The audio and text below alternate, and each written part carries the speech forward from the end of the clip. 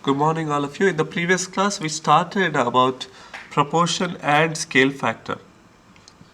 We are going to be continuing that, and you'll be working later at the end of the class asynchronously on proportions. Okay, so let's continue with scale factor. Okay, I want you all to try this particular problem and see if you can get it. I'll just read out the problem, then give you a minute or so to solve. Okay. A photograph of a crime scene depicts several objects on the ground. Of particular interest to police is a bare human footprint that may have been made by a suspect. The footprint is right next to a CD case known to have an actual length of 5.6 inches. Okay. In picture, the CD case is 12 millimeter long and footprint is 22.5 millimeters long. What is the actual length of the footprint? So you are going to find the actual length of the footprint. Just try this particular problem. I'll give you like a minute or so and then we will go over the answers of this.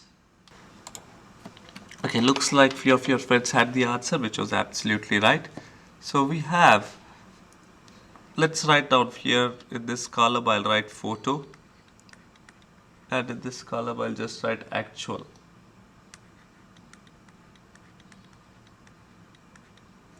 Okay, so in photo, we have the CD case which is 12 millimeters. Okay, in photo, the CD case was 12 millimeters.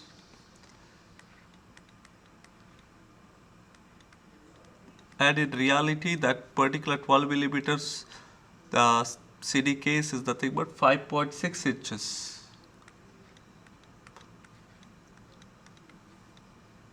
Okay.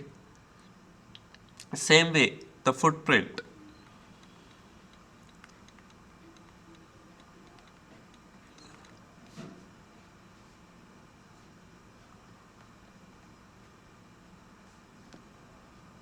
And footprint is about 22.5 millimeters long in photo.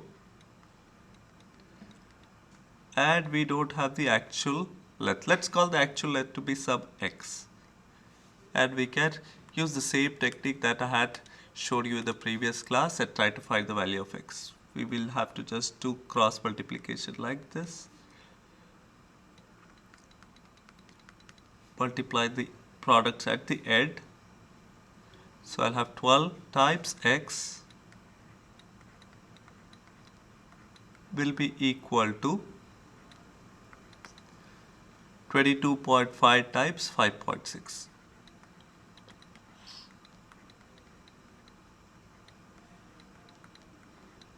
And further you are finding x by dividing 12 on both the sides. This 12 will get crossed out, and once if you simplify this using calculator, you will have 10.5 inches. The actual footprint, the length of footprint is 10.5 inches. So you will conclude the length of footprint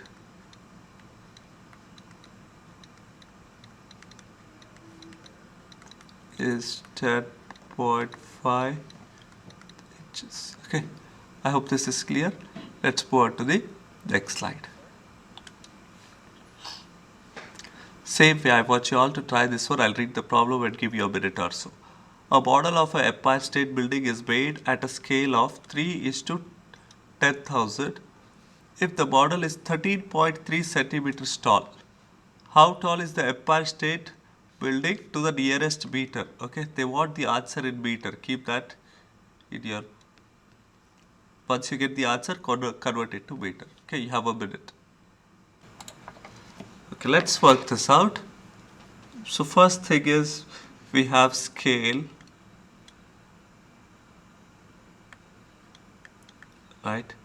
They have given which is 3 is to 10,000. So write like this, 3 is to 10,000. Okay, this is actual and this is your scale, or if you want to write scale here, you can write here. Or you can write here model instead of. in the model, if it represents 3 units, then in actual it is 10,000 units. They have not given any units here. They have not given centimeters or meters or anything. So just leave it as it is. Then next, we have an object which is a model which is 13.3 centimeters. And we want to know how much is actual, which we don't know, call it as x. Now once again you do same thing, cross multiply like this, multiply the product. Here there is centimeters, there is no centimeter here, so I'll have 3x multiplying these two, both don't have unit as of now, and here multiply with 10,000 times 3.3 centimeters. Okay, then divide by 3 on both the sides. That gives us x, and centimeters will remain as it is. It will not get crossed out. There is no way, if there was this model was given in terms of centimeter, then this centimeter would have got crossed out. Because they have not given any units, this answer will remain in centimeters. 3 and 3 will get crossed out, so you'll have x equals 10,000 into 13.3 divided by 3, which will give us 44,333.33 centimeter. Okay, we know every 1,000 centimeter is nothing but equal to 1 meter. Or sorry, 100 centimeter is 1 meter, my bad guys. So 100 centimeter is 1 meter, right? So I'll just have to divide by 100. If I divide by 100, I'll have the answer. So x equals 443. If I divide by 100, I'll get 443.33 meters. Okay, which I think one of your classmates had, rest of you were close. Okay, this should be your final answer. Okay, this we got because every 100 centimeter is 1 meter.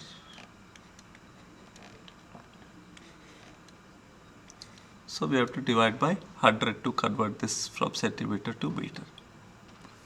Let's see the next slide. Okay. Same way, all of you just try this one. The ratio of the measures of the four sides of quadrilateral ABCD is 2:3:2:4, and its perimeter is 187 centimeter. Find the measure of each side. I'll give you like a minute, then we will discuss the answer. Okay, let's check this one. They have given four sides of the quadrilateral, right? So let's think it is subquadrilateral.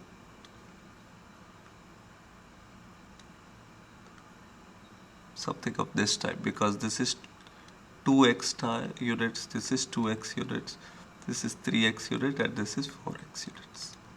Okay, we don't know the scale by what scale factor we have to multiply, so I'm keeping the scale factor as x. And the sum of all the sides is 187 centimeters. So I can say 2x plus 2x plus 3x plus 4x equals 187 centimeters. 2x plus 2x plus 3x plus 4x all together is nothing but, so here I have 2 plus 2 is 4, 4 plus 3 is 7, 7 plus 4 11, so 11x equals 187. Then divide by 11 on both sides to get x equals 17 centimeters. So you have to just multiply 17 centimeter to each of them to get the final answer. So 2x equals 2 times 17, which is nothing but 34 centimeters. Then the next side was 3x, which is nothing but 3 times 17 centimeters, that gives us 51 centimeters. Then next one once again was 2x, which is nothing but 2 times 17, which is 34 centimeters. The last one was 4x, which is 4 times 17. That is nothing but 68 centimeters. Okay, let's move on to the next slide. We saw enough about proportion. We are seeing the next type of problem which are based on geometric mean. So let's understand what's the geometric mean. The geometric mean of any two numbers a and b is a value n such that it satisfies the below equation. Okay. Geometric mean of any number a and b is a number such that it satisfies this particular equation. That means if this is true, then we can also take the cross product like this and say that a times b equals n square. A times b equals n square. And to get the value of n, you can just take square root on both sides to get n equals square root of ab. Okay. Basically, to find the geometric mean, you are just going to be doing this one, n equals square root of ab. But the definition is this. The geometric mean of any two numbers, a and b, is a value n that satisfies this particular equation. It satisfies this particular equation, or we can say this particular proportion. Okay, let's see a few problems based on this. I'll do a couple of them that give you a chance to work on these two. So this is first, second, third, fourth. Okay. Geometric mean of this is nothing but n equals square root of a times b. This is your a, this is b. So square root of a times b, so 6 times 24. If I substitute that in calculator, 6 times 24 is nothing but 144, and taking square root of 144, I will have my answer as 12. So here the geometric mean of these two numbers, n equals 12. So same way all of you try second and fourth. I'll do the third one also. Here the geometric mean is square root of 10 times 40, which is nothing but 400, and the answer is going to be 20 in this case. Try second and fourth. I'll give you like a minute or so, then we will go over the answer. The same method. To find geometric mean, you got to take the product and then take the square root of the product. So 15 times 45, and you are taking the square root of 15 times 45. So 15 times 45 is nothing but 675. Square root of 675 is 25.980 or 981. 25.981. They have not given units, so I'm just leaving it as it is. And on this one, it's this product of 10 times 20 and its square root. 10 times 20 is nothing but 200, so square root of 200.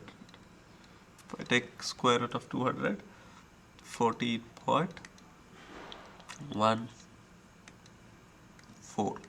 Okay, just leaving it up to third decimal. 142. Okay, let's see the next slide.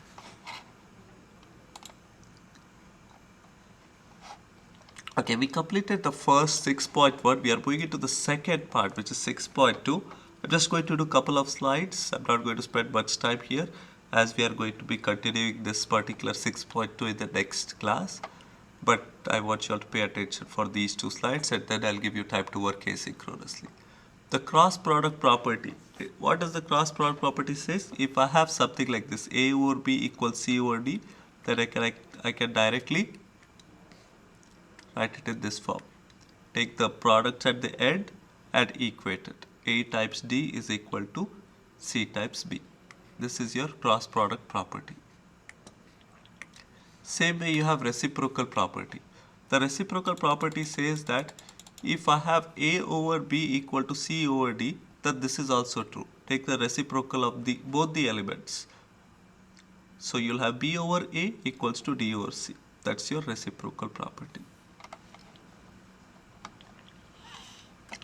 If A over B equals to C over D, then this is also true.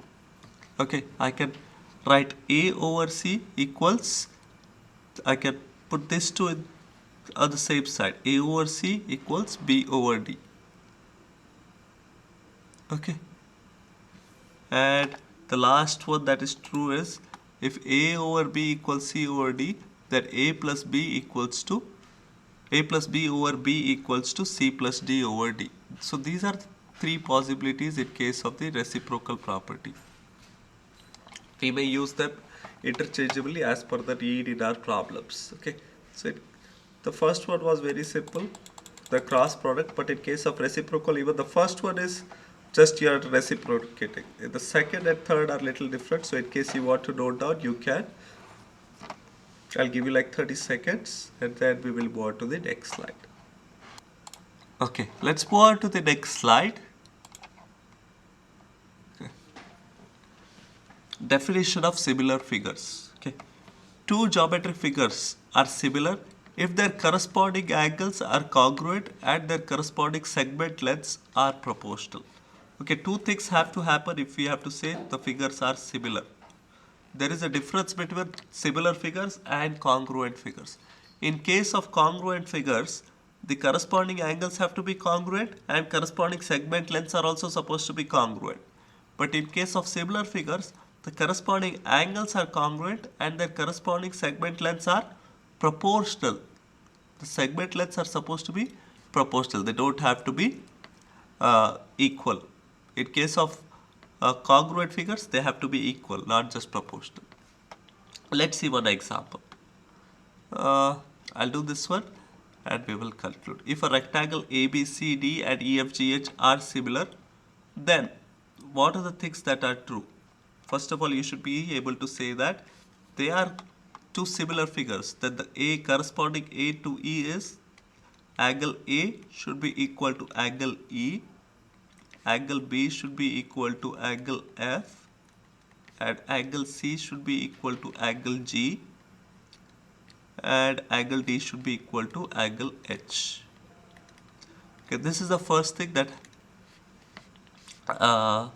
similar figure has to satisfy based on angle. Then based on sides, it has to satisfy a proportionality, that is AB over EF. AB over EF should be equal to BC over FG.